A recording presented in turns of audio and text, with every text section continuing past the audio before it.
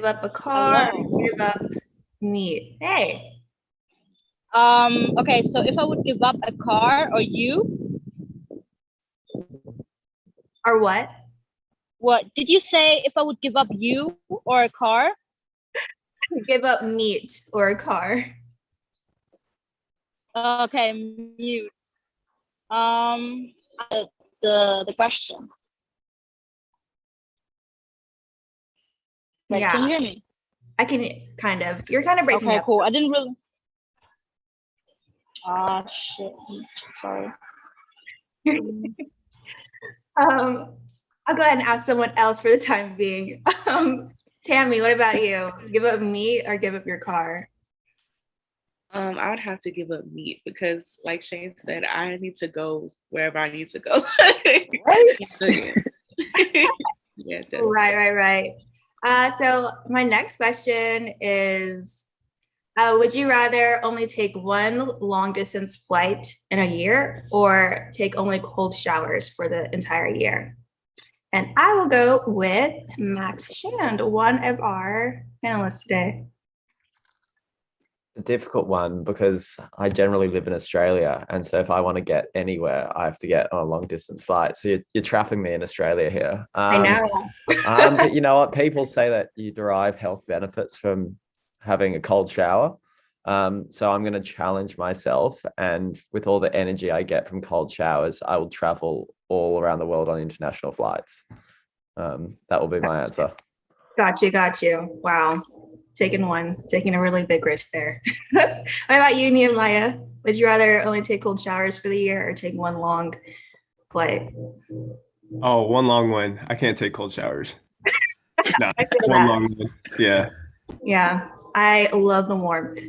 Let's see. Do I see our other panelists? Oh, I do. Hey. Great that you're here. And let's see. My next question is, would you rather plant a forest or regrow a coral reef? Very like sustainability centered here. Sue Dove. I'm pretty sure you're related to our panelists.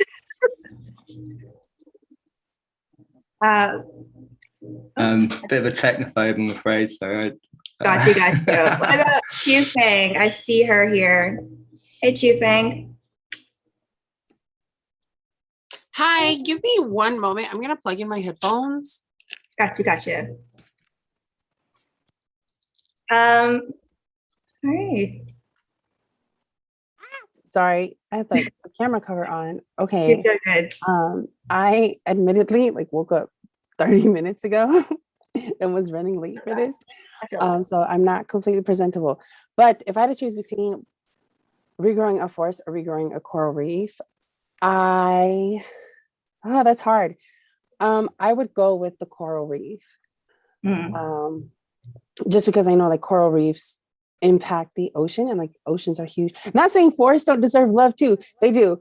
But yeah, I would go with the coral reef. And hopefully somewhere, somehow, Mother Nature uses that coral reef to regrow a forest. Yeah, definitely. I love your answer. What about you, Emily? I can't pronounce your last name. If you want to say it for us, love that. Sure. My connection is bad, so I'm not sure if you can hear me. Everybody's frozen for me. But last name is pronounced Gagne, like rhymes with Kanye. Oh my gosh. That was good. I have kind of a nerdy answer, I guess, but I would probably do coral reef because they can act as natural storm barriers for storm surges, which is good. So I would do that. That was really cool that you knew that. Thanks for teaching me something today. And Nigel, what about you? Would you rather regrow a forest or a coral reef? Forest. A forest? Yeah. Are you a tree hugger? I get that feeling from you. Yeah. Awesome. So yeah, I think we are set to move into our panel now. So once again, or to start off, my name is Jordan. I am an events coordinator and music journalist at Finesse Media, and I am one of your co-hosts today for our sustainability and music panel today, along with Dani. You want to introduce yourself? Yay! Hi, my name is Dani. I'm a tech and events coordination intern at Finesse Media, and I'm super excited to host this event with Jordan. And I'm eager to learn the insights our panelists have for us today. Yeah. So just as a reminder, please leave your mics on mute. And if you can, we would love for you to turn your camera on. Like I said, it's a great way to get known in the music industry. We have our contact sheet going around. Abby is going to be dropping that in the chat periodically.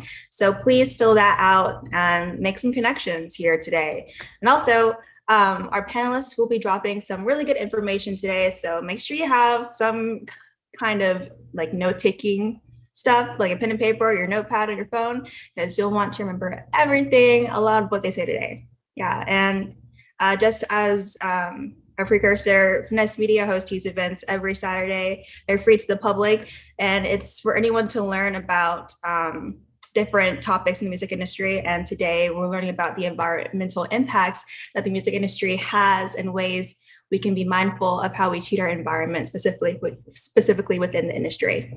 So yeah, thank you all for being here, and I'll let Dani take it over from here. Yeah, again, thank you all for being here. Before we get into the interview, I'd like to give a little background on our panelists. So first up, we have Max Shan. Can you give a little wave to the audience for us? Amazing. Max is a tech entrepreneur, music fan, and also founder and CEO of Serenade, which is a music technology company and NFT marketplace that celebrates the emotional relationship between artists and their fans while also being environmentally conscious. Next up, we have James Dove. James, can you give a little wave to the audience? Sweet. James is a musician / producer and also founder of Climate EQ, a carbon literacy training course focused on bridging the gap between climate awareness and then climate action. So that's really cool. And then last but not least, we have AY Young. AY, can you give a little wave to our audience? Awesome. AY is a producer, singer, songwriter, entertainer, and founder of Battery Tour, which promotes the achievement of the Sustainable Development Goals. And also, AY is one of the first artists to power his concerts with 100% renewable energy, which is so cool. Okay, amazing panelists all around, great wisdom and experiences to share. So I want to first ask you guys to tell us about your journey and why you decided to get into environmentalism, and also how you're making the music industry more sustainable. Let's see, James, can you start off for us? Yeah, sure, no problem.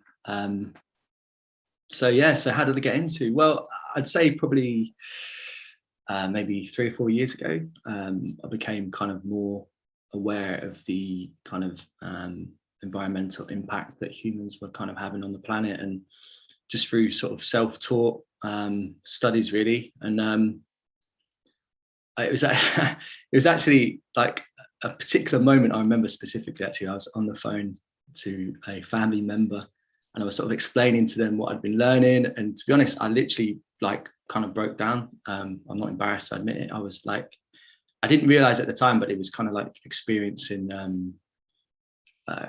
sort of climate anxiety, really, I suppose, essentially, just from what I've been finding out, and obviously how little time we've got left and all the damage we've been doing. And it was the first kind of time I really appreciated it, and it's quite overwhelming, to be honest. So it was from that moment I suppose it was like the helplessness as well that kind of inspired me to try and do something, because I felt like at the time I wasn't like a scientist or a CEO of a big company or anything like that. So I was like, what can I do? As I was working in marketing in the music instrument industry, and then I thought, well, what can I actually do as an individual? And at the time I didn't feel like there was anything I could do, and I sort of found out actually there's a whole bunch of stuff you can do. So that's what kind of inspired me to kind of get involved, really. yeah, so here I am today, really. Yeah, I've definitely had that experience. Like, I'm just only one person. Like, what can I do? And I love that we have this panel so we can talk about things we could do individually. AY, well, what about you? Tell us about your journey and why you decided to get into environmentalism. Yeah. Well, first off, how you guys doing? What's up, Max? I see you, bro. James, nice to meet y'all. Yo, yeah. I mean, I didn't really, guys. Like, I didn't really like. Everyone asked me similar those questions. I didn't like decide. It's like in the beginning, or like I'm gonna like do like environmental whatever. I'm gonna be the young leader, or all this stuff that's happening now. It was really more like I knew that in life, I think we should do what we love to do. Like every day we should do what we're passionate about. And I always say change comes from passion, right? But you need to know your why. And so I knew my why, and I knew I loved music. So like, I got off the X Factor TV show in like 2012, and it was a great show. L.A. Reid, Simon Cowell, Britney Spears, those were my like mentors. So I learned a lot about the music business, right? And I just wanted, just like James, anybody, right, as an artist, you wanted people to hear your music. You know what I'm saying? You want to do your, and so I would try to open up for like big name acts, like a Justin Bieber would come to town, and this person, or a Wyclef Jean, whatever, right? And I would get hit with just like, well, how many followers do you have? You know what I'm saying? I'm like, dude, not a million. Or like, how many tickets is your last tour sold out? It's like, none, bro, just on this TV show. So I was just like, screw this. I want to do what I love to do. I want to be like Bruno Mars. I want to be like Ed Sheeran. These guys are doing shows every day. It seems like it, right? It seems like they're doing what they love to do. So I just obsess over how to do that, right? I have this belief for 10,000 hours. I have this belief of taking a step every day. I figured I could, how to power a concert anywhere. I figured out I could store energy in batteries, right? And if you store enough, you can really power anything. And so that's what I started doing. That's what started the battery tour, was right, storing energy, doing these 8 to 10 hour concerts, right? And it was steps. Like I didn't start bringing people access to energy day one. It was like 200-300 shows later when I was traveling America, and I'm in like a country town, and and then like the internet is not working that well. You know what I'm saying? Or the grid's like down. And I'm like, oh my God. So I'm Googling like, power energy, and I'm, 1 billion people don't have access to energy. You know what I'm saying? So I was like, oh, shoot. Well, I know music's a universal language. I'm bringing people together everywhere I go. And I had this idea, once I was like, oh, I'm AY. And I look back and there's batteries. I'm like, and this is the battery tour. That's how they name, right? And then people would donate because I'm doing like Garth Brooks and Keith Urban, or like in the country, or I'm doing like Michael Jackson, or I'm doing Drake, or I'm doing my original song. And they'd be like, oh, bro, we're your outlets. We power the tour. Right. So I had this idea of, oh my God, everyone in the world's an outlet for change. Right. And I got to get them plugged in, so I say all that to say that when I found out 1 billion people didn't have energy, I was like, well, I need to build something to get them plugged in. So the battery tour changed from just like this renewable energy power concert to this thing that was like, I was raising money to send one person, one village access to energy. That's steps. Right, that was me doing literally a renewable energy power like every day, like Monday through Sunday, right? So it takes steps, and so yeah, I'm happy to be here. And Max, man, it'd be nice to hear about who you are and what you do, bro. Exactly, yeah, Max, what's up? What an incredible story. I was there for every second of that. You just took me away. Thank you for that. What an incredible contribution you've made.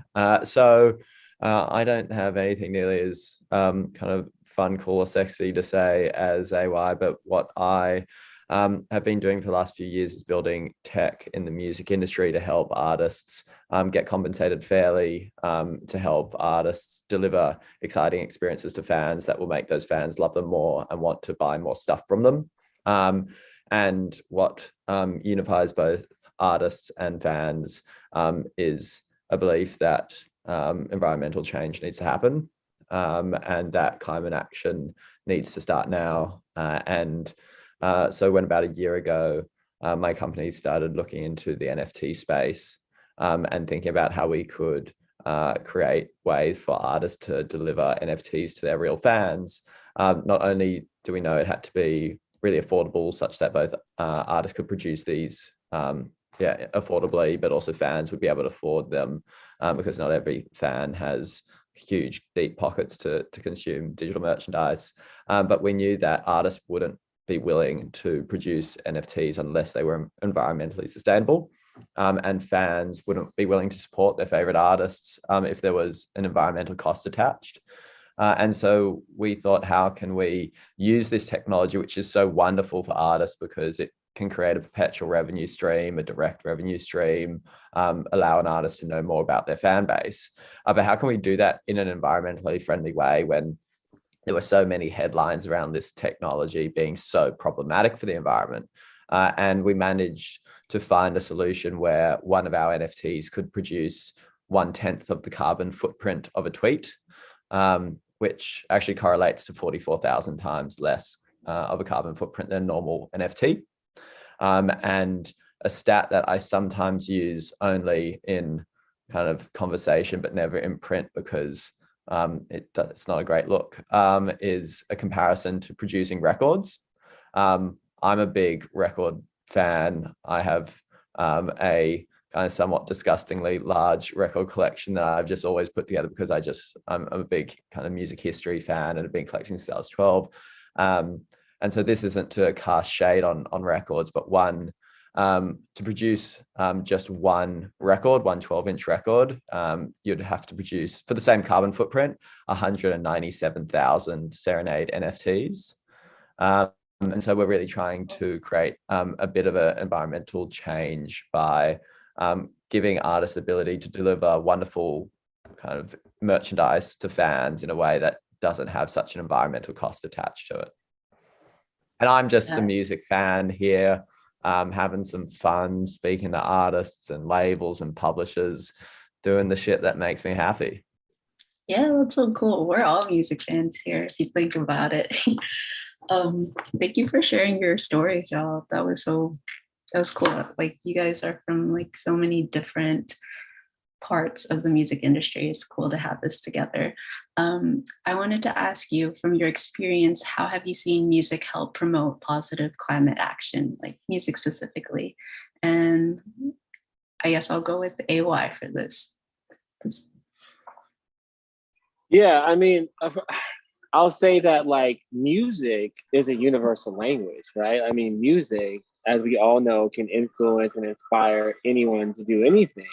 Now, I mean, I'm not sure if I've seen a lot of like climate music or like, I would say on the top 40 mainstream messaging that's very like sustainably focused. I also think that's why I'm here. You know, like, I think that's why I've grown so quickly. That's why I did the inauguration for Biden, right? That's why songs like Save the Planet and this project that I'm doing, you know, bringing the world together, you know, making like more songs for each of these. Yeah, well, I mean, what I'm doing now, like, I guess, like, okay, so Battery Tour did all this stuff, right? Powered over 800 concerts, 17 countries. I don't know if you guys know this, but I just got designated by the United Nations as one of the 17 young leaders of the world, right? So I'm in the middle of this thing called, I'm in the middle of this thing called Project 17. And there's these things called Sustainable Development Goals, right? There's like these 17 goals that the UN says we have to do by like 2030. Right? Mm-hmm. Does anyone know what these are? Does anyone know the SDGs or the global goals? Yeah, definitely. James? Yeah, I did a talk. You know the goals, right? Yeah, I was invited to do a talk in Frankfurt recently about at the UN summit about the sustainability goals and music. So yeah, it's amazing. That sounds awesome, mate. Absolutely amazing. Yeah, which we need more music, honestly, that has those goals in mind. So, and if anyone's listening, like, okay, well, what is he talking about? Right? There's 17 goals. Like, one of the goals is called Climate Action Goal 13. Right? So when people talk about like sustainability or climate change or global warming, it kind of fits in goal 13. But when you look at the other goals, it's like, oh shoot, everyone needs food, right, bro? Goal 2. Everyone needs clean water. Goal 6. Everyone needs, like, there should be gender equality. Goal 4, right? So when you start looking at it, you're like, wow, these are all things that, you know, need to happen to really make everything happen, right? So as a young leader in one of the 17, my project is one song for each goal, right? But each song with a major artist, each song with a major company or corporation to kind of power and make the music happen. And I'm pulling together, you know, each song with a major impact partner, right? So the music can fund action, kind of like We Are the World, Michael Jackson kind of thing, right? So I'm just in the middle of that, and I'm seeing that even more that this movement needs. I'm at COP26, it just ended, right? And so, you know, I've been, you know, I was the front line with Greta Thunberg, you know, and Vanessa Nakate, literally in the Mars like 2 days ago, right? You know, right there with Leonardo, it's been crazy. But I do still see that there is a lack of that kind of messaging in the mainstream, you know, and so I would definitely want to hear more music. Yeah, James, have you seen any music promoting positive climate action that you'd like to share? Yeah, I think for me, it's not necessarily about the music itself or the message, because I think sometimes that can border. Yeah, it's not always great in a sense, I suppose. Yeah, not everyone goes to sort of gigs and stuff to hear about the climate, I suppose. But for me, it's more about what music can do to show an example, and to create, almost show people what the future could look like. That's what inspires me a lot. You know, it's like you're going to gigs and you're going to festivals, and it's the environment that it creates, because essentially music is like, it gives people experiences that you'll never forget, you know. So I don't know if it's great to go and sing songs about climate, don't get me wrong. If it's been done, then absolutely brilliant. But to me, it's not necessarily about the message, it's about also how it can inspire people to actually live more sustainably as well, by showing them ways how to do it. Because like, I think that's, you know, you think about a festival, for example, and you can have these amazing, creative, sustainable initiatives taking place in festivals that you can basically trial them, if you like, which could then be used on a much bigger scale. So that's really what inspires me as well. Like, there's a initiative at the moment in Holland. So there's the Dutch government are actually working with a group of quite big festivals in order to trial sort of circular economic principles within these festivals, to see if they work, essentially, to then roll them out on a more macro level. So stuff like that excites me, because I think sometimes you forget the power of music. It's not just about sort of reducing emissions, it's about the influence it has on a much bigger scale, if you know what I mean. So yeah, for me, that's the thing that really gets me excited, rather than good climate change songs, so to speak. But don't get me wrong, that is also important, because the message is definitely important. So that's what I'd say. Yeah, that makes more sense to me. So not necessarily the music, but what musicians and artists use their platform to I guess promote or share. Yeah, absolutely. Yeah, and to show people. For me, I always think that, you know, it's important to make people fall back in love with the future again. You know, so I think if people have kind of fallen out of love with the future because of the fear, this sort of the doom and gloom, all that kind of stuff. And if you go to these festivals where they're showing you ways that the future could look like, you know, you think, wow, this is amazing. So you've got all these like amazing experiences, and they're sustainable and they're regenerative. And that's the kind of thing I'm thinking, wow, that is where music needs to harness its power and kind of like come together. And stuff like AY is doing there is exactly what I'm talking about. That is like amazing. Awesome. That's so nice. Thank you for sharing. So my next question and is, Max as well, don't forget that the NFT world is like, it's going to be like, well, if it's not already, it's going to change the way things, you know, change the game big time. So yeah, it's massive. Yeah, Max, you're on the future, you know, talking about 100%. It's the future. So.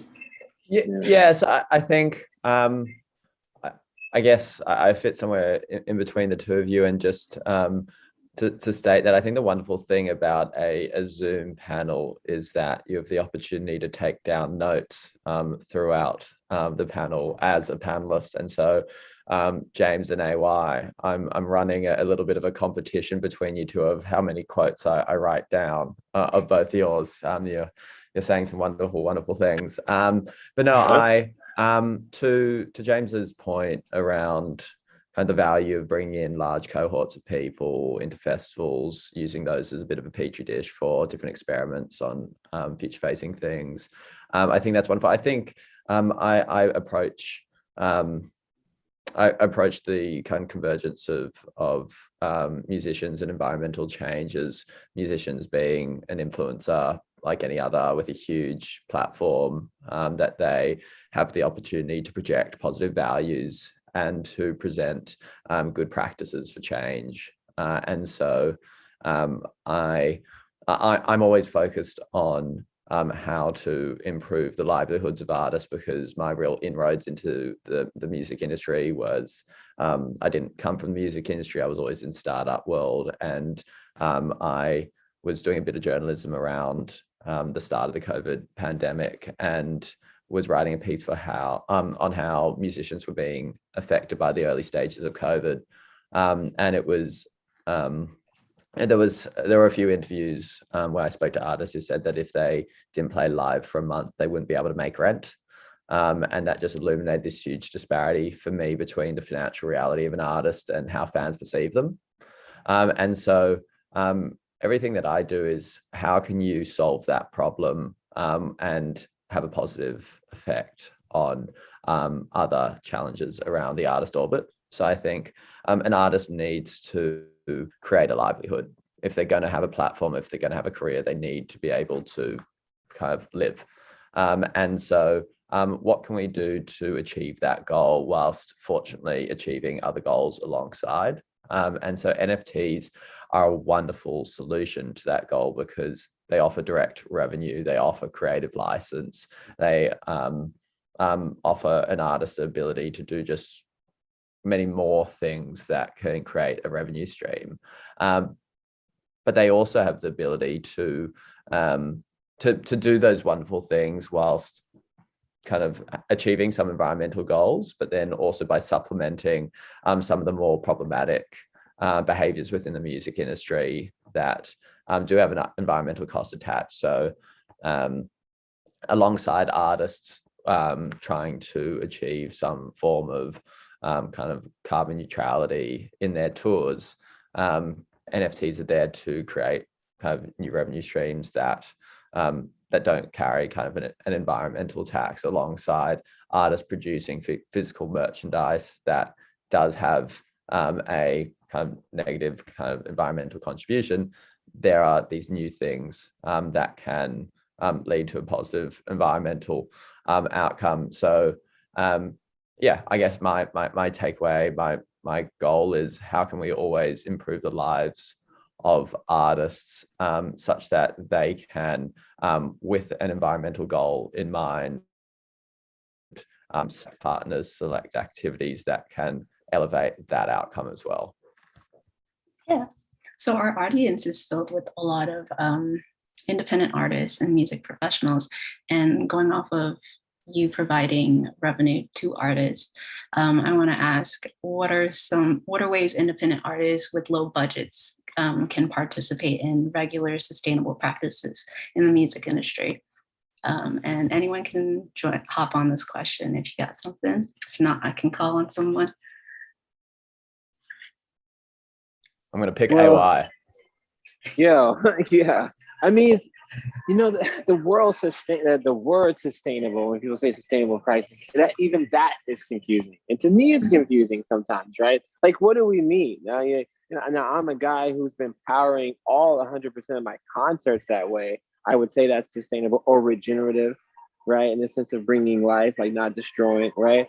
Like, what can you do to be more sustainable? Well, we're also, we're kind of an industry built on fossil fuels, and systematically, it's next to impossible to really do it. I think one of the first steps is like I like the voice and platform thing, James, right? Using your voice and platform to raise awareness in general, and to try to make steps as an individual. You know what I'm saying? Because like at the end of the day, it's like sometimes you can't make the venue, you know what I'm saying, like be carbon neutral essentially. You still got to perform and play. And now, of course, you can look into merchandise and see if there's better ways that it's being produced, and maybe going with a different company versus the ones that are even, more environmental impacting, you know, in a negative way or whatever. You know, I think there's small things that you can do, but I would definitely say as a musician right now with the system, it's tough.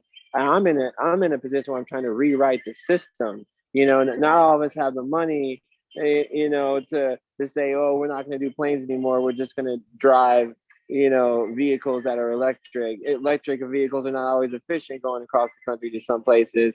You know, you might not have a charging station. I think it's little steps, and I think using your voice is probably the best you can do as an independent artist.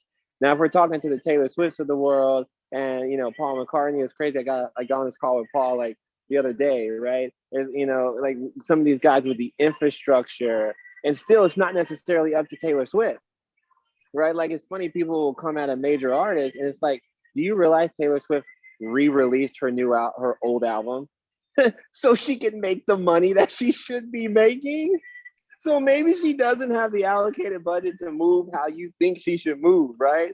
Like, you know, think about it. Why would Taylor Swift re-release an old album and tell you to listen to that so she can, right? So, you know, a lot of this stuff is like, it's battling the system.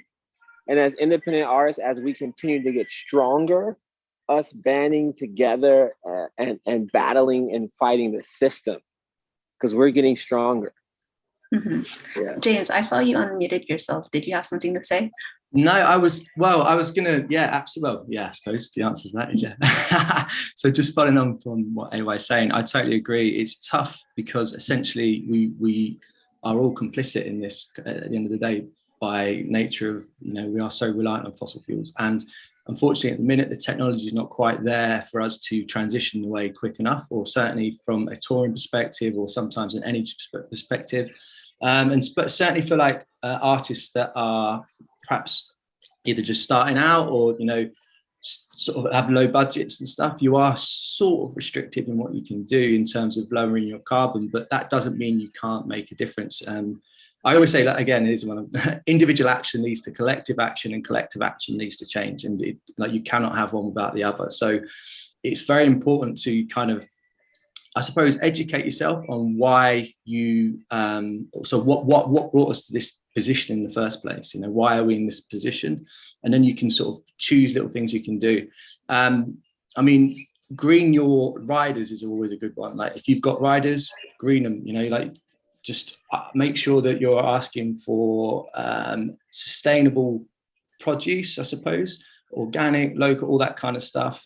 If you can share your rides to venues, like there's stuff that you can do depending on how big your tours are and stuff, but can you maybe have residencies instead of touring all the time, and bring that, you know, if you're traveling quite far, you build a network or a community with people in other parts of the country, and then you can build, you know, if you go to a city, play 3 or 4 gigs there, you know, so you're not constantly traveling from one place to the next. That kind of stuff all helps. But the biggest things you can do is campaign, get involved in, like, if there's declarations or if there is campaigns going on. I mean, there's some in the UK. I can't vouch exactly what's happening in America right now.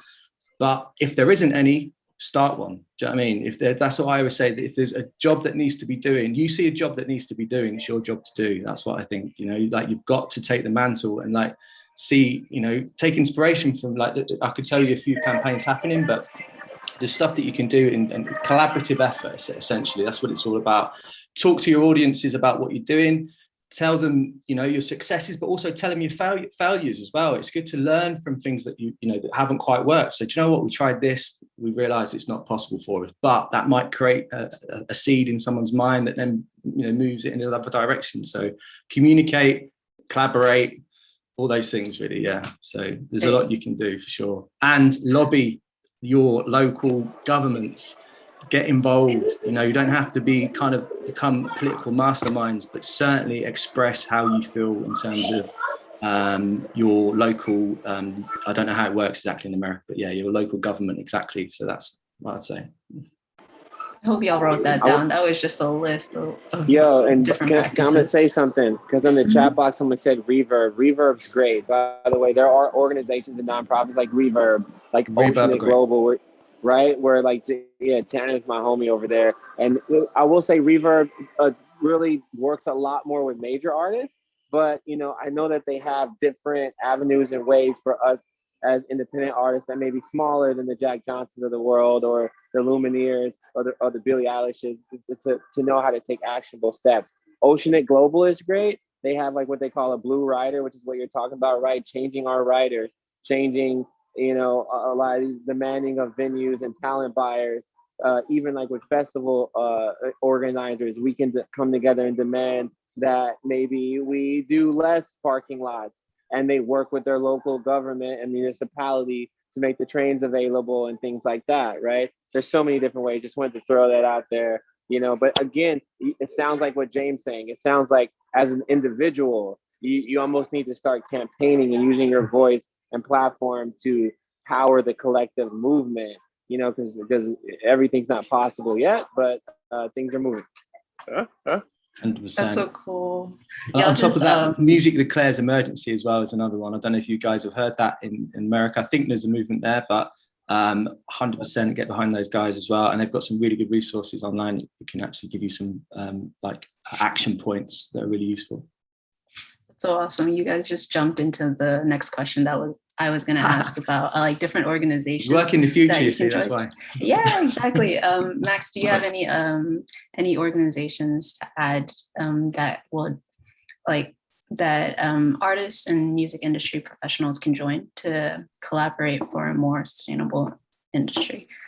Yeah, I think just jumping on James's point around Music Declares Emergency, it's a completely wonderful organization, but a recently formed organization that's actually set up by Brian Eno alongside kind of a range of people in the UK and now American music industries. It's called Earth%. And Earth%'s approach is to encourage people at all levels of the kind of music industry supply chain to donate a 1% pipe of revenue to kind of Earth% as a aggregator of kind of funds that then gets allocated to a range of environmental causes. And so like their pitch is that if you can simply add a 1% environmental kind of tax into everything you do, then it will effortlessly resolve some of the kind of negative kind of externalities of your work, and it will just show your support of a wonderful outcome.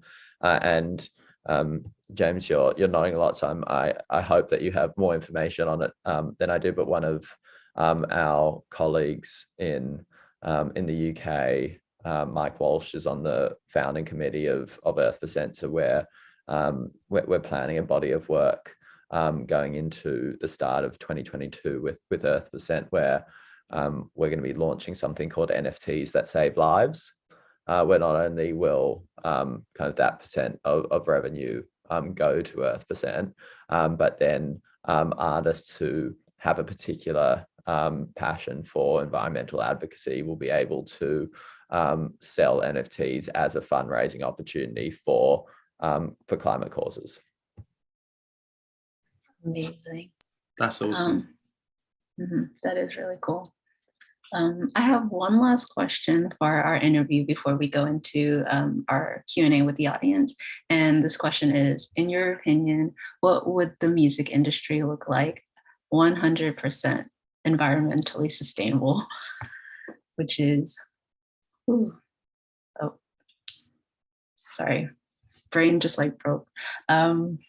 AY, let's start with you. What do you think? Yeah, I mean, I think we're still defining what that is.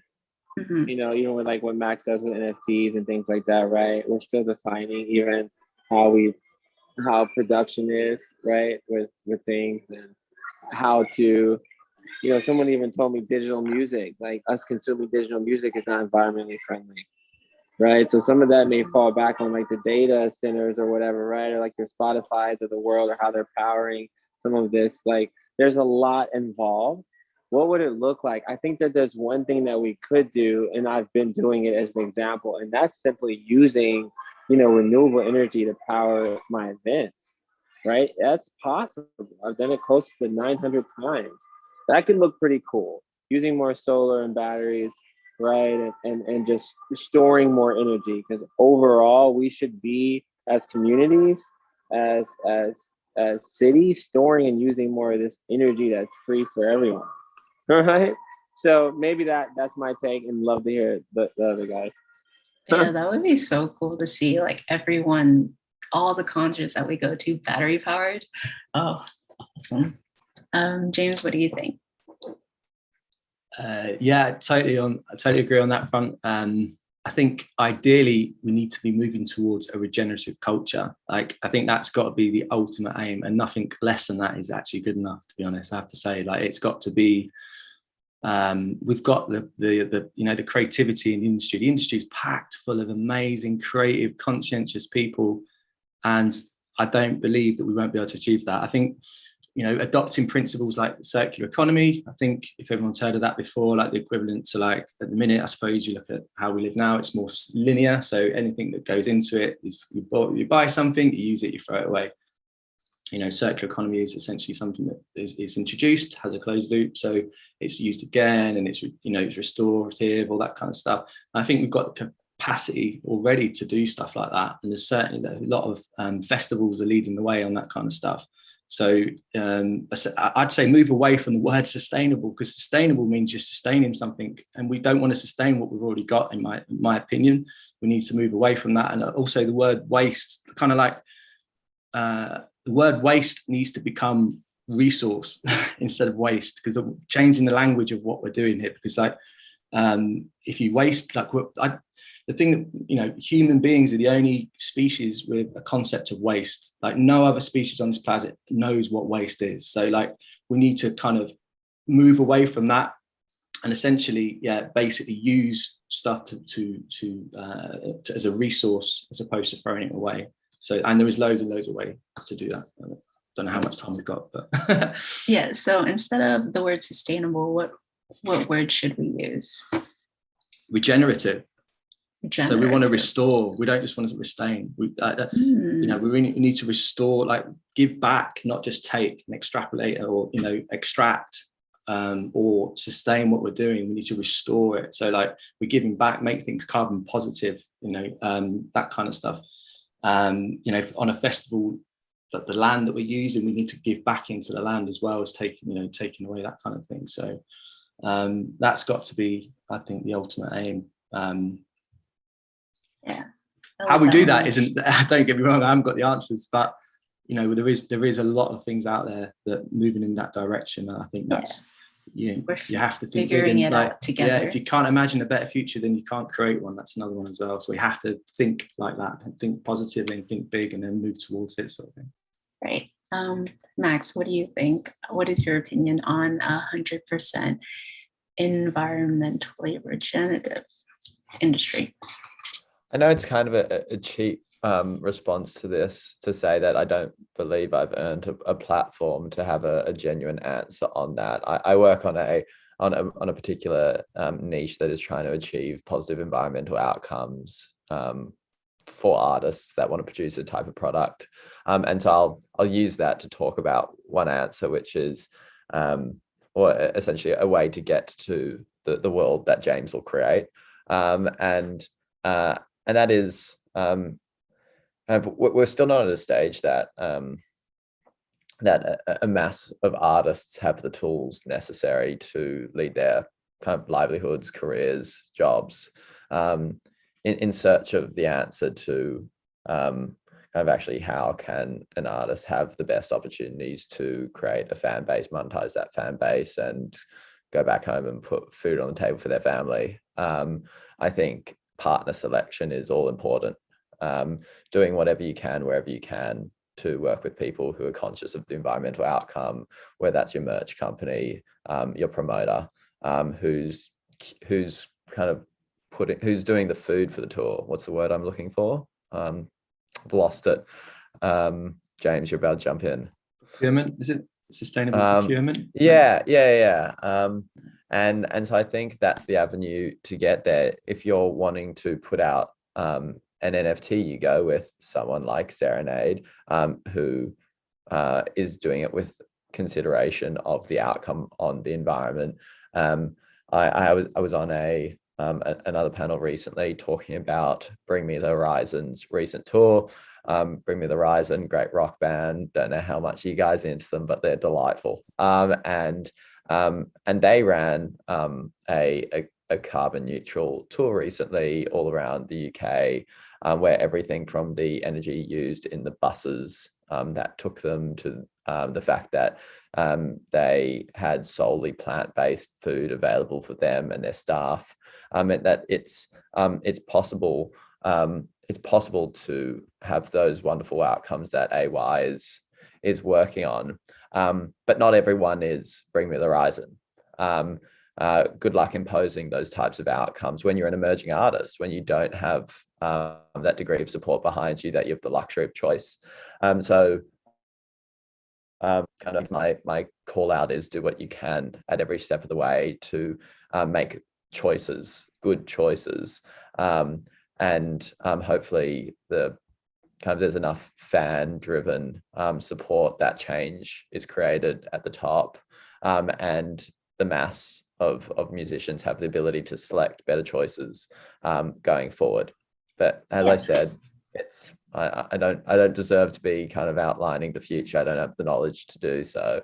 But what I do is helping people helping people choose have a partner in an emerging space, which is achieving the right outcomes. I would argue you're still doing the work in the space. So yeah.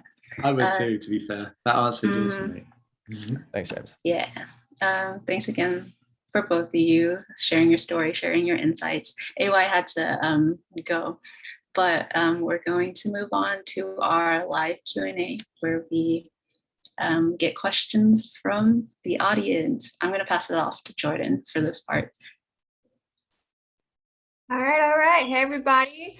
Yeah, we're going to get into our Q&A, but before we start, can I get a woo woo? Everyone unmute yourselves to let me know that you're still here and still alive and thriving. Yes. Woo, woo, woo, woo, woo. Hey. Awesome. Before I start, I just wanted to shout out Max again for bringing Me the Horizon. I love that band. I didn't know that they were like in the environmental aspect of music. That's really cool. I have to go back to my emo roots and look them up again. So yeah, so if anyone else has any questions right now, we're opening up the floor to everyone. And you can use the reaction button to raise your hand, ask a question. Give it a few seconds. I can call on someone. So if anyone has any questions, go ahead and raise your hand with the reaction button. Keeping, I see you, girl. What's your question? Hi, everyone. So my name is Chufeng. I'm a singer-songwriter in this space and in real life. I use she, her, and hers pronouns. And my question is I guess like just something I've always struggled with when it comes to like regenerative change or like sustainability and trying to save Mother Nature as much as possible. Is kind of like how, oh my gosh, I had the words and I don't, like, how do you navigate that, right? When so much of it is like inherently colonialistic and inherently capitalist, right? Like when we think of sustainability, right? Like no hate, right? Of course, it saved the sea turtles, but like people made a really big deal about plastic straws, and then they went to paper straws, but they still had plastic cups. And I was like, I think I would prefer a reusable cup because that's like physically more plastic than one single straw. And it's like, I don't know if my question is coming out right, but like, how do you navigate all of this fighting for change when so much of it is, like I said, like based in colonialism and based in capitalism? Yeah, like maybe like do you think that what Starbucks is doing with their taking away straws, is that something that's actively contributing to like regenerative or sustainable practices? Or is that what you kind of mean, Chiping? Not just like specifically Starbucks. I just use that as an example, but like overall, right? Because when I think of like more radical change, so outside of my music, I've been an activist for many years. When I think of like more radical change, or just like more indigenous practices, right? Like it goes back to what James was saying, how like waste is a concept that humans created. So I saw And James himself. If he wants to answer that, I think he gets you. I mean, don't get me wrong, I haven't got a definite answer to it, but I suppose you can only do what you can do. I mean, like you can't, you know, these, like you said, climate change is pretty much built on colonialism and unfortunately, but I mean, I suppose going back to what you said about the Starbucks thing, like the very concept of a carbon footprint was apparently created by the oil firms in order to kind of deflect attention away from them and push responsibility back to us. So like we rush around kind of worrying about whether we're using the right straws, or, you know, worrying about whether, you know, we're vegan enough or whatever, you know, and it's like, we're kind of pitted against each other in that respect. So that's kind of something that, I don't know, I mean, that's just an idea, but I suppose, and in a sense, that's kind of what the plastic industry did as well, to invent recycling, to kind of, again, put the responsibility back onto us, instead of doing something at the source. Do you know what I mean? You know, the plastic industry is awful in terms of its responsibility, because I think there's like 9 different sorts of plastic. So this is in the UK. Again, I don't know about America, so to speak, but in the UK, like 91% of the plastics produced aren't recycled, and sort of 95% of the 9% isn't recycled properly because of the different plastics involved and all this kind of stuff. So it's like increasing recycling isn't going to work. Like, you know, it's like, it's not necessarily about, you know, stopping using straws and all that kind of stuff. And so that's why, in a sense, individual action feels like it's kind of a little bit pointless. Is that what you're trying to get at? Almost sometimes you don't know, you know, are you making a big enough difference? But I suppose it's moving away from the guilt aspect, because like I say, we're all complicit in this system. Like, you know, I always say as well that Thomas Edison had to, you know, was working under candlelight before he invented electricity, so to speak. So you have to sort of work within, you know, the constraints that we're in, but it's that's why it's so important to sort of make sure that individual action leads to collective action, because then that's when change really starts to happen, and no sort of big change or systemic change has ever happened without it, if that makes sense. So that's why when I say what should you do, you should be you know, you should be campaigning if you can. You should be certainly lobbying with your sort of local governments and stuff. That's the kind of thing that's really going to make a difference in the end. And also you can do stuff that sends messages, I suppose. Like you could, you know, become vegan, for example, is great, because, you know, I mean, nutritionally, you have to check first. I'm not sort of advocating everyone to become vegan, but, you know, it sends a message to the market, so to speak. And, you know, changing to renewable energy sends a message to the market that you want, you know, the more people that do that, you know, they have to listen. And essentially it's driven by profits and driven by demand. So essentially, you know, the more people that do these kind of things, the more likely that we're going to change away. But yeah, in terms of, yeah, definitely, kind of, yeah, it's almost like you can't take it all on. You can't think, oh God, you know, this is, because you're right, it's over hundreds and hundreds of years, and there's clever marketing being involved in all this stuff as well, you know, like where the oil industry spent millions on it. Action is better than one person doing something, right? Yeah. Yeah. Thank you, Chu Feng, for asking your question. We have a couple more people who raised their hands. Kit Kat, what's your question? Hey, first off, thank you, James and Max, for being here. We appreciate the space that you're helping to cultivate and just your insight into all of this. And so, my question, and I think just bouncing off of Chu Feng's question, um, it was sort of touched upon a little bit earlier in the interview, but because there is so much in regard to environmentalism in the music industry and things that we can do, where do you think is the best place to start? Like for an independent artist, their team, where is the best place to start these sort of actions?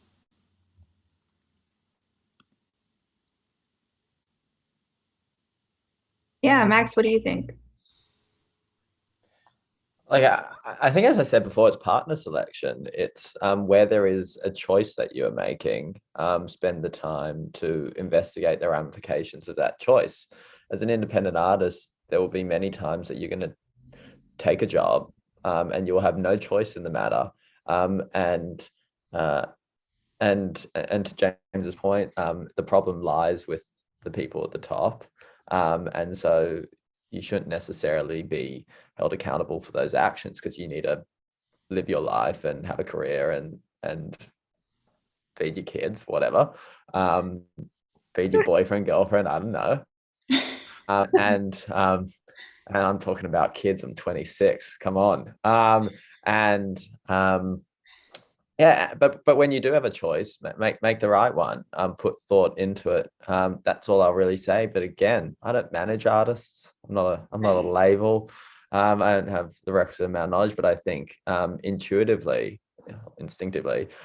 where you have a choice, you have the ability to affect change. Definitely. I hope that answered your question, Kit Kat. I see one more person. Emily, what would you like to ask? So the question before last really tied into my question, which is, so I guess it sounded like your responses were really revolving around the idea of the cultural narratives around sustainability and the climate crisis. And so I guess I'm wondering if you could expand more on how you see the role of the music industry in shaping cultural narratives around these things moving forwards. That's a good one. Yeah, I think that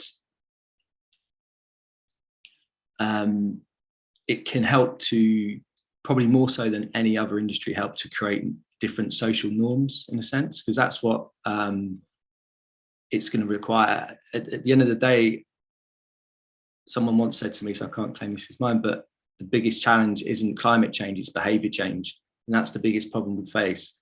So, and I think people tend to, like, the human brain's sort of not, it doesn't take in sort of data and science and stuff as well as it does narrative and storytelling, because that's essentially where we, that's how we develop society, so to speak. But I think music has an ability to connect with people on a more kind of emotional level. I think, like AY was saying as well, and and I think with, like, this isn't necessarily for artists as such, but they have a massive part to play, 100%. And I think the communication and the awareness side of it is definitely so important. I think everyone else involved in the industry as well can help to kind of, for example, change to plant-based menus. When you get to an event, it's only plant-based, so people can eat meat elsewhere, that's fine, but during that event, say it's just plant-based, because that helps to try to change social norms, if you like. And then when you go to these gigs and go to these festivals, because music is the best thing it does, it brings people together, doesn't it, like nothing else, I think, personally. So when you're in those moments, if you're then introducing these kind of different practices and more sustainable and regenerative practices, then you're more likely to take them out into your normal life, so to speak.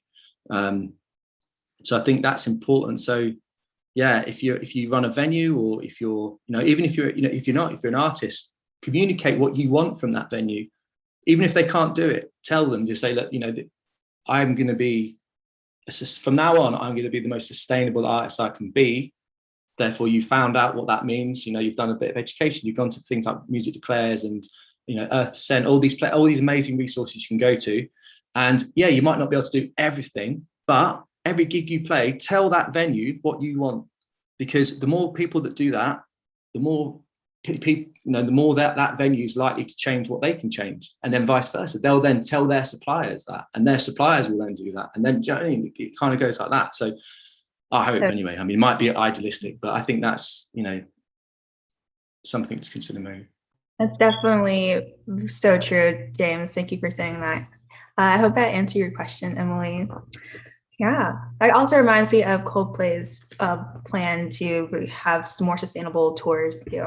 But yeah, so that brings us to the end of our Q&A. Thank you everyone who asked a question. And once again, if you have more questions or just want to talk about this topic in general, hit up the contact sheet, find some people in there to talk about it.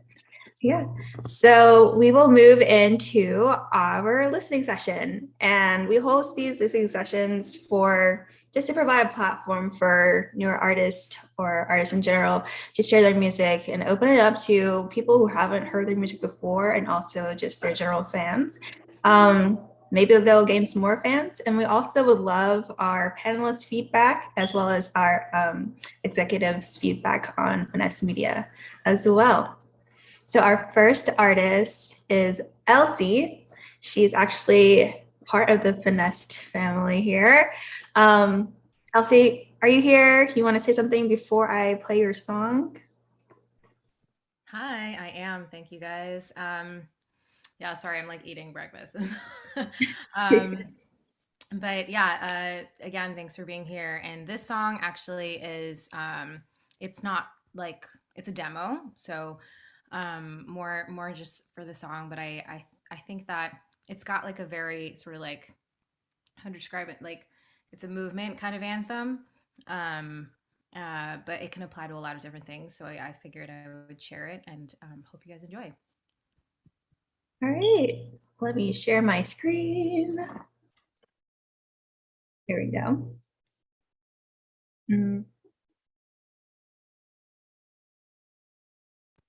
All right, so this is Find a Way by Elsie. Okay, cool. Great.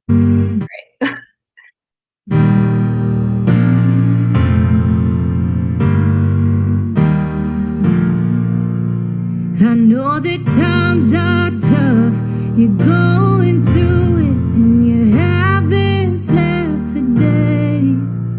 You feel like giving up while you lose it, but love will find a way. Love will find a way. Find a way through the darkness, a way through the hurt. When you're blinded by heartache, it sees through the blur.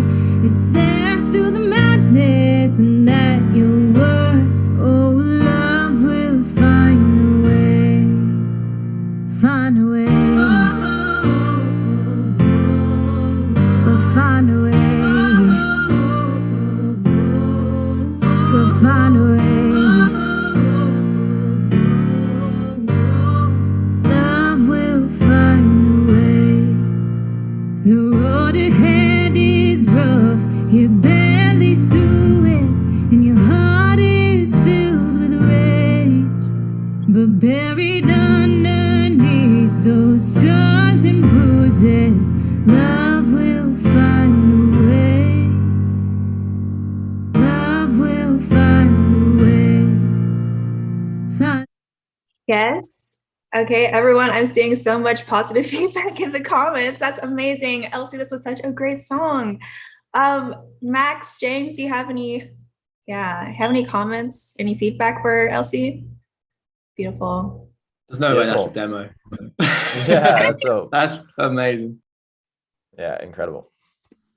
Yeah, Lily. It sounds to me, it's kind of got there's a bit of gospel to it as well, but almost a bit. The chorus goes into almost like a country thing as well. It's kind of, yeah, it's really powerful, very powerful.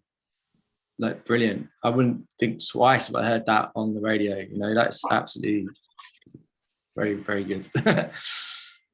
Definitely. What were you saying, Kit Kat? Yeah, so I was saying that I love how minimal the production is, meaning your message is so much more resonant because of how like simplified that piano is. And so I was going to ask you, are you planning on developing that more, or is the demo like this is sort of the direction that you want to go in with it? Good question. So yeah, this song actually was I wrote it for dance music, like for a pretty big producer, but then it didn't work out. Probably for the better, actually. I like the direction that it's in. So I just did this demo, and I think if I were to release it, I would probably put a little bit more production into it. I always love like strings and big like sweep, but I do think that it's a really good point that the message is clearer if you kind of don't have all of that stuff in the background. Yeah, I could definitely see some elements added, like you said, some strings, just like some added elements that won't take away from the message because your voice is so resonant. And again, the power in your language is present. So would love to see this fleshed out a little bit, but beautiful, really beautiful. Yes, that's so great, Elsie. I always love hearing your music. Thank you for sharing. So our next artist is B, and your song is called EUW. B, are you here? Would you like to say something before I start it?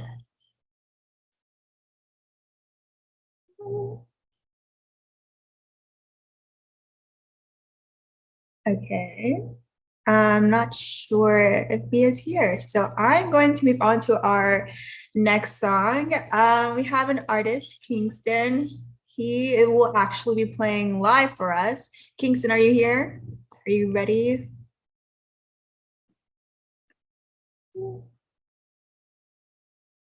I know it's on. Let's go, Kingston. Ooh. Hey, Kingston, you're muted right now. I thought it was third. I can just do it right now, or if you want to come back to me. We can go back. Okay, cool. I'll make sure I'm ready. Thank you. Yeah, we'll let you set up. So our next artist is Queen Mars, and I'll be playing her song, Queen of Hearts. Let me share my screen again. Oh, Queen Mars, you're here. You want to say something before I start? Yeah, just hello. Hi, I'm Queen Mars. This is my song, Queen of Hearts, and I hope you enjoy it. All right, here we go. Here we go. Yep. Queen of Hearts, everybody.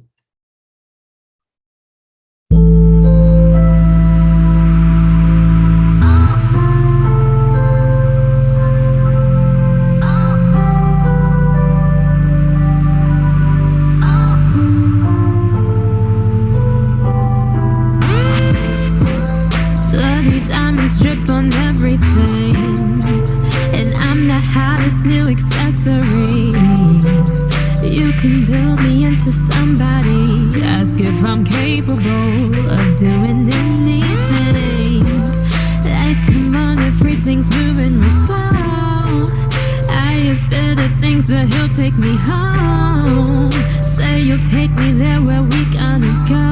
Sex sells, don't act like you didn't know. You got the keys right above me, asking me if I follow. Don't waste my time, buy me a drink, say we can talk tomorrow. Hand on my knee, saying you'll make every dream come true. Just come down, I know. So I'll do what you want. Yeah, I can play the part. Just be my king of dreams, and I'll be your queen of hearts. I can do, yeah, I can do it. Money, power, love, and motive. I can do, yeah, I can do it. I can do it. I can do it. Oh, we always hate singing the songs just like that, but it was really good, Queen Mars. What do y'all think? I see a lot of positivity in the comments as well. Max, James, what's up? What you think? It's wonderful. Yeah. Wow. Absolutely amazing. The production on that is awesome as well. With the vocals, just very, very high standards, like unbelievable. Definitely. Want to add anything, Max? No, I just thought it was a wonderful listen, and I've taken a note of the name. I'm going to be checking you out. Yes. I saw you unmute yourself, Kit Kat. What do you think? Yeah, so I love the production in this one. Like you can really feel the dynamics and the shift in what you're saying. And so there are a couple parts that I hear a little bit louder, and maybe it's just because of how loud my mic or my speaker is right now. But things like the hat and stuff like that, if we were dimmed down just a little bit, then your voice would be a lot clearer as well. And so I would just say like you have such a good song already. If it was mixed just a little bit more, then all these components would come together and balance out really nicely. But seriously, great song. Definitely, Thank definitely. you. Thanks for sharing, Queen Mars. And our next performer is Kingston. Looks like he's ready. Hello. Hey, Kingston. Hi, everybody, and thank you for everyone being here in the panel and Finessed. This song is called Stupid Love. It's an original. Everybody can hear me okay? I can, yeah. Okay, great. I want to love you. Yeah, I want to love you. But I don't want to be in love with you. I want to hold you. Yeah, I want to hold you. But I don't want to be held up by you. There's a time and a place for love. There's a time, yes, a space for us. Between our sheets, between our lives, between our hearts and our minds.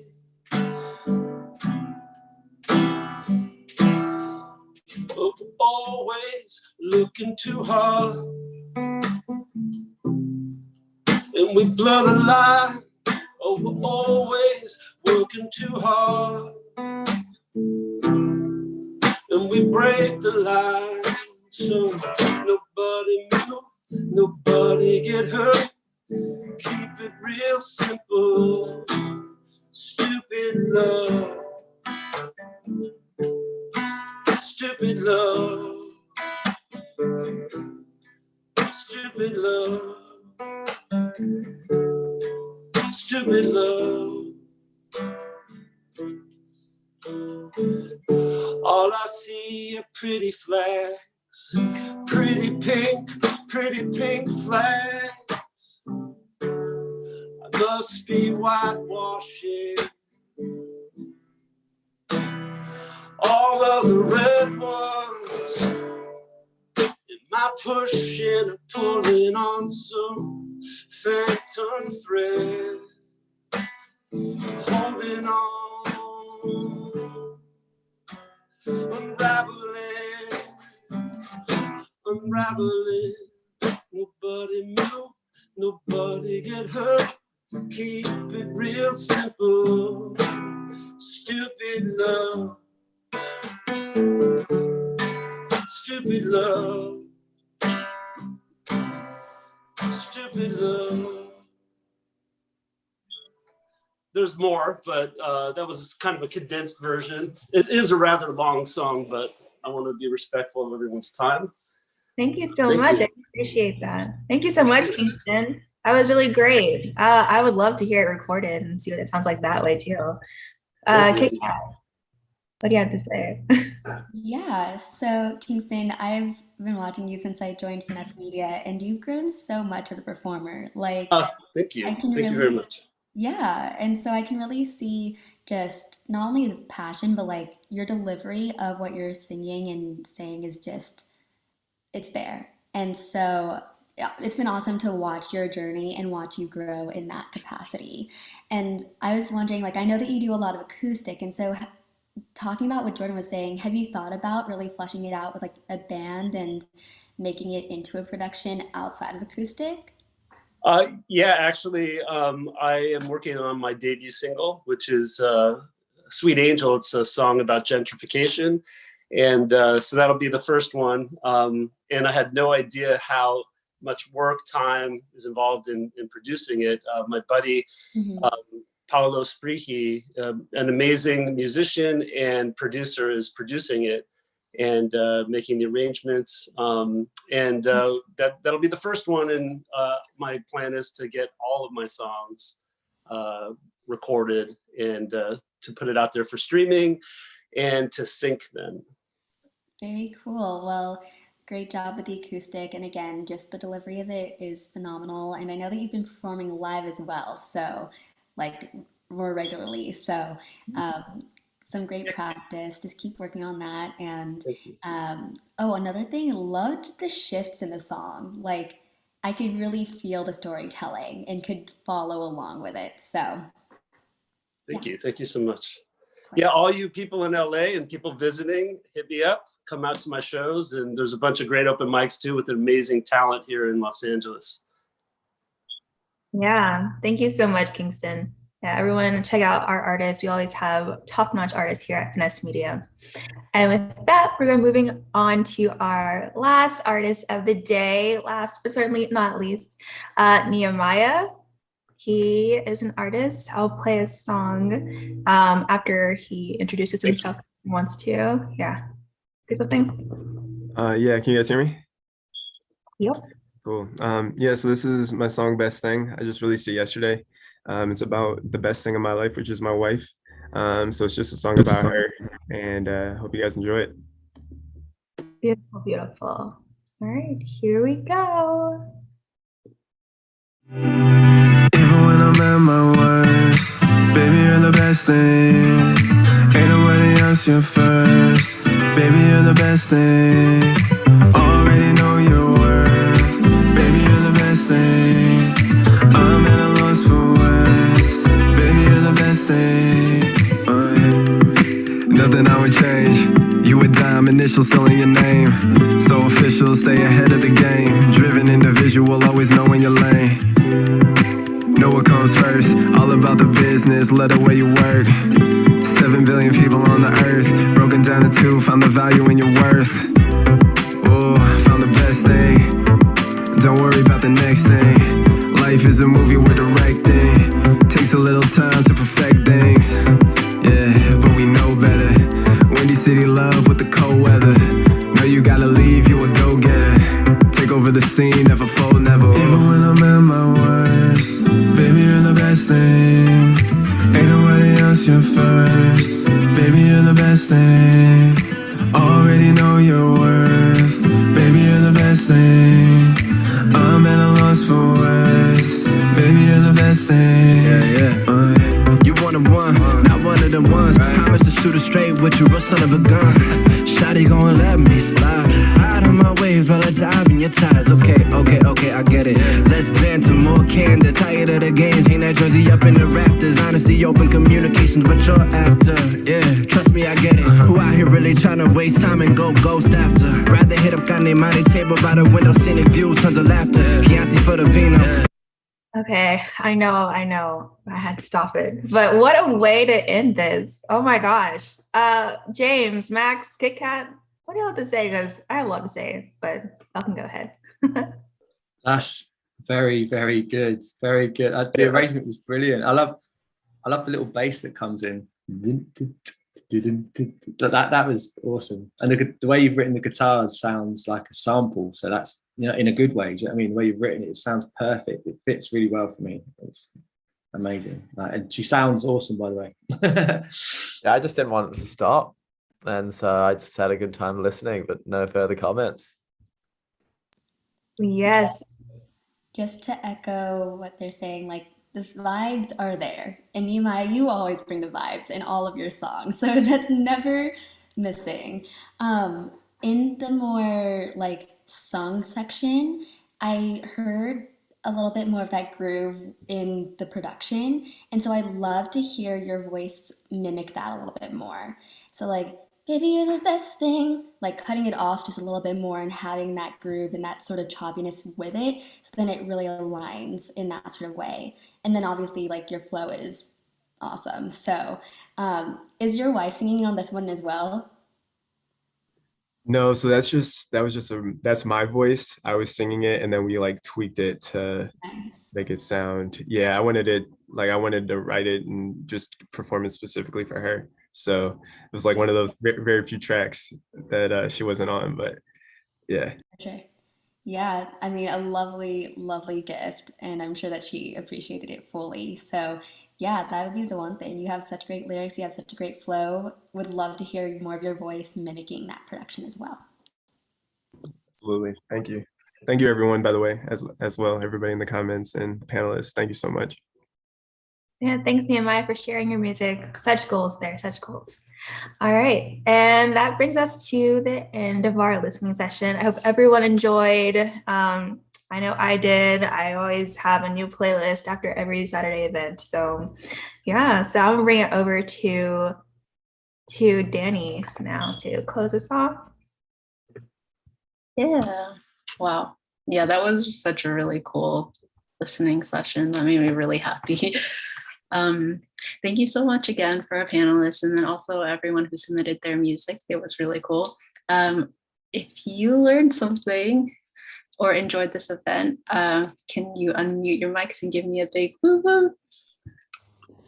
Woo woo! Okay, a few announcements before we head out. Don't forget to fill out our contact sheet that's going around in the chat. And if you would like to, well, if you like what we're doing at Finesse Media and want to keep up to date, sign up for the Finesse VIPs through our website. And then lastly, join us next week for our Global Music Connections event. It's next Saturday, same time as today, and be on the lookout for that event on our Instagram. Alexi, Kit Kat, do you have anything to add before we head out? Yes, real quickly. Oh, Alexi, did you unmute yourself? Okay, real quickly, I know a lot of people are interested in submitting their music in Finesse Media, and so I wanted to quickly walk you through how to do that. So all of you got a ticket through the Eventbrite, correct? Yeah? Okay, cool. So when you're on that page and you click on that ticket, there's also a ticket for feedback from our panelists. And so instead of just getting the admission ticket, you can also get the review submission ticket through that same website, same process, it's right underneath it. So yeah, if anyone needs more one-on-one guidance, feel free to email the info@finesse.media and I'll walk you through that. Alexi, wanted to pass it to you. Hi, everyone. I'm Alexi. I'm the founder and CEO of Finesse Media. I just wanted to say thank you to our panelists so much for being a part of our event. We really appreciate having you. We'll definitely connect offline to just say thank you, but we really appreciate the fact that you spent a Saturday morning, afternoon with us and our community. So thank you to our panelists. Thank you, Jordan and Dani, for hosting as well. And then to our audience and our community members, you know, we love you. We see you every single week. So I hope everybody has a great weekend and thank you so much for joining us. Thank you, everyone. Thank you, everyone. Thank you. Take care. Thank you. Bye. You guys were wonderful. Everyone have a great day. Thank you. You too. Bye. Bye.